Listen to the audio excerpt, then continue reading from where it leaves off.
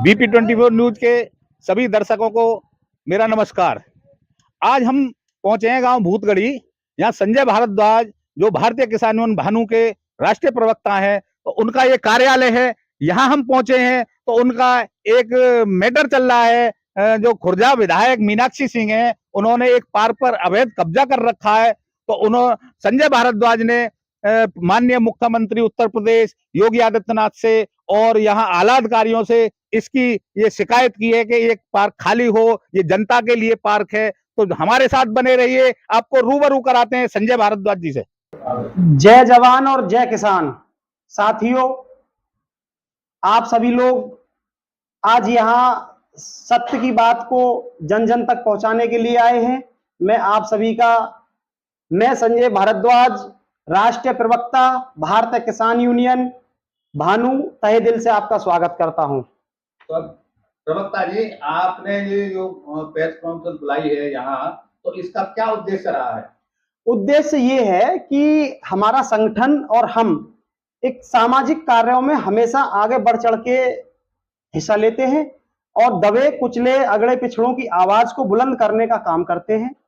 लेकिन जो हमारी विधानसभा 70 की विधायक खुर्जा हैं मीनाक्षी जी, उन्होंने जनता के लिए जो पार्क है उसमें अवैध निर्माण कर अपना कार्यालय बना रखा है।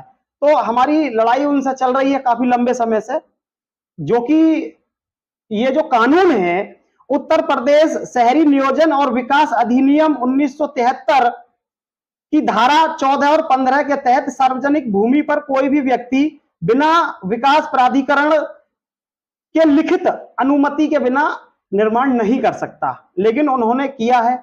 अगर उनके पास कोई अनुमति है तो वो लिखित अनुमति सार्वजनिक करें। और उत्तर प्रदेश नगर निगम अधिनियम 1959 की धारा 293 और 294 के तहत सार्वजनिक पार्क जनता के मनोरंजन और पर्यावरण संरक्षण के लिए है। इनका निजी उपयोग कार्यालय बनाने के लिए नहीं है। ये गैरकानूनी है और ये अवैध है। अगर गैरकानूनी है, अवैध है, तो वो वहां से उस पार्क को हटाएं, अन्यथा विकास प्राधिकरण इस पर कार्रवाई करेगा। हमने माननीय मुख्यमंत्री जी को चिट्ठी भेजी है और माननीय मुख्यमंत्री जी की जो सरकार है वो बहुत ही अच्छा कार्य करती है प्रदेश में और बिल्डोजर सरकार के नाम से जानी जाती है। वो अगर ये गलत है तो मुझे विश्वास है कि बाबा का बिल्डोजर आएगा और जनहित के लिए, समाज के लिए ये पार्क अपने मूल रूप में वापस बाबा जरूर भेजेंगे। तो अभी एक वीडियो देखी थी जिसमें कुछ पत्रकार वहां थे, मौजूद थे, और जो वहां की जनता थी, तो उन्होंने ये दिखाया है उसमें कि यहाँ कोई किसी भी तरह का अतिक्रमण नहीं है। तो उसके लिए क्या कहोगे, उसके बारे में क्या कहना चाहोगे? देखो, इस तरह की जो पत्रकारिता है ये बिल्कुल गलत है कि अगर आप गलत बात करेंगे, पत्रकारिता की मर्यादा को तार तार कर रहे हैं ये लोग। प्रेस काउंसिल ऑफ इंडिया के दिशा निर्देश 2020 के तहत पत्रकारों को निष्पक्ष और सत्यनिष्ठ होना चाहिए, न कि विधायक का चापलूस। उनकी शिकायतकर्ताओं पर कार्रवाई की जो मांग है जनता की आवाज को दबाने की साजिश है। अगर इस तरीका से ये प्रेस काउंसिल ऑफ इंडिया और डीएम साहब ये दोनों इसमें जांच करें तो ये निश्चित ही इनके खिलाफ कार्रवाई होगी। और इस तरह की प्रेस वार्ता नहीं होनी चाहिए। जो हमारे चौथा स्तंभ है हमारे हिंदुस्तान का, वो आप लोग हैं। अगर आप लोग ही गुमराह करके गलत तथ्यों को जनता के सामने पेश करेंगे तो किससे आप सच्चाई की उम्मीद रखोगे? ये गलत है। तो वहां में ये दर्शाया गया है कि जो पार्क है किसी तरह का अतिक्रमण नहीं है, वहां सब लोग टहल रहे हैं, सबके लिए खेलने की व्यवस्था है बच्चों के लिए। तो इसके बारे में आपने ये देखा है, वहां क्या कैसी व्यवस्था बनी हुई है? देखो, मैं आपको सही बात बताता हूं कि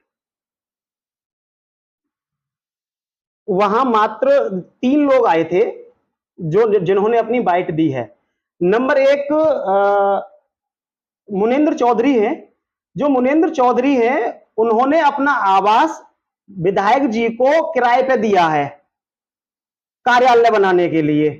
और दूसरे जो व्यक्ति थे वो कोमल शर्मा थे, जिन्होंने अपना आवास किराए पे दिया है विधायक जी को, जिसमें विधायक जी की कारें गाड़ियां खड़ी होती हैं। जो तीसरे जो महिला बोल रही थी विमलेश शर्मा जी, वो कमलेश जी के घर में किराए पे रहते हैं। तो विधायक जी के 3 घर वहां हैं और 3 ही लोगों ने वहां बाइट दी है। बाकी उस कॉलोनी के सभी लोग हमारे साथ हैं, मजबूती से साथ हैं, और वो अपनी आवाज को बुलंद करने का काम कर रहे हैं। आप उनके बच्चों से बात करिए, बच्चों को डरा के भगा दिया जाता है वहां से। आप स्थानीय लोगों से जाके घर में जाके बात करिए, तो वो बिल्कुल गलत है। ये ऐसा नहीं होना चाहिए। और हम जब तक इसको लड़ते रहेंगे, आवाज को बुलंद करते रहेंगे, इस लड़ाई को तब तक लड़ते रहेंगे जब तक ये पार्क अपनी मूलभूत स्थिति में नहीं आ जाता और ये अवैध निर्माण को हम यहां से नहीं हटवा देंगे। जब वहां के स्थानीय लोगों को किसी प्रकार कोई आपत्ति नहीं है तो आपको आपत्ति क्यों? हमें आपत्ति इसलिए है कि हम एक सामाजिक कार्यकर्ता हैं। समाज की बात को सरकार तक पहुंचाने का काम हमारा है। स्थानीय लोग लगभग उसमें 13 घर हैं, 3 घर विधायक जी के हैं और 6 परिवार हमारे साथ खड़े हैं। 6 परिवार हमारे साथ खड़े हैं, मजबूती से खड़े हैं। और वो आप उनसे जाके पूछेंगे तो वो अपनी बात रखेंगे, कहेंगे कि हाँ हमें परेशानी होती है, हमें यहाँ टहलने नहीं दिया जाता है, हमारे बच्चों को खेलने नहीं दिया जाता है। आप कैसे प्रूव करेंगे उस बात को? वो गवाही देंगे, आप उनसे जाके बात करिएगा।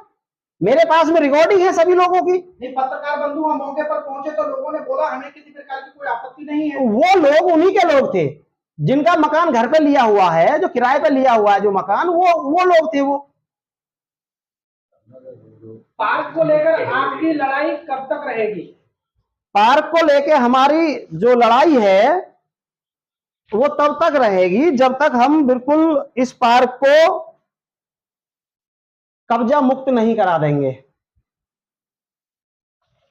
यही बात तो ये भी है पत्रकार बंधुओं कि अगर कोई व्यक्ति ये कहता है कि हमारी सहमति से यहां निर्माण किया गया है, तो मेरे अपने खुद के गांव में 100-150 बीघे जमीन है, हम सहमति दे देते हैं गांव वाले, तो क्या उस पर कोई अवैध निर्माण कर लिया जाएगा? ये गलत है, ये कानून का उल्लंघन है, इसमें प्राधिकरण कार्रवाई करेगा।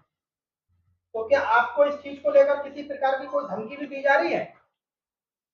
हाँ, धमकी दी जा रही है। विधायक जी के जो गुंडे हैं, जो गुर्गे हैं, जो चमचे हैं, वो कहते हैं कि आप जेल जाओगे, ये करोगे, आपको रास्ते में नुकसान हो सकता है, आपके खिलाफ कार्रवाई होगी। आपने भी देखा होगा कि जो उनके लोग थे जो बाइट कर रहे थे, उन्होंने भी कहा कि कार्रवाई होनी चाहिए, कड़ी से कड़ी कार्रवाई होनी चाहिए।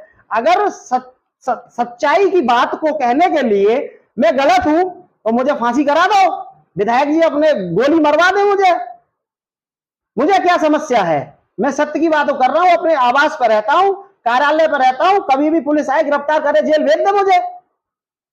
आपकी बात से इस लड़ाई को लड़ते हुए कितना समय हो गया? ये दरअसल मुझे ये सूचना मिली थी, 10 से 15 दिन पहले सूचना मिली थी। जैसे उन लोगों ने मुझे बताया कि भारद्वाज जी इस तरीका से हमें समस्या हो रही है, हमारे बच्चे ना खेल पा रहे हैं, ना टहल पा रहे हैं, बुजुर्ग ना हम बहुत समस्या है हमें। तो मैंने माननीय मुख्यमंत्री जी को ये पत्र भेजा है और मुझे उनसे पूरी अपेक्षा है, क्योंकि उनकी जो सरकार है वो बिल्कुल अच्छी सरकार है, किसानों की मदद करने का काम करती है।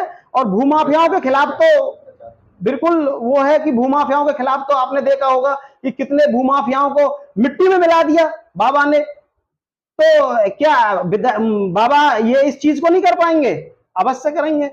आपके संगठन के द्वारा मुख्यमंत्री जी को जो लेटर भेजा गया, तो किसी प्रकार की कोई उस पर अभी सुनवाई हुई या नहीं हुई? हाँ, सुनवाई चल रही है। हमारे माननीय मुख्यमंत्री जी के कार्यालय से जो पत्र आया है, खुर्जा तहसीलदार, एसडीएम साहब और नायब तहसीलदार इसमें एक टीम बना के इसकी जांच कर रहे हैं। वो पत्रावली तैयार कर रहे हैं कि क्या विधायक जी का ये अवैध कब्जा है या नहीं है, लेकिन सबको दिखाई दे रहा है कि अवैध कब्जा है।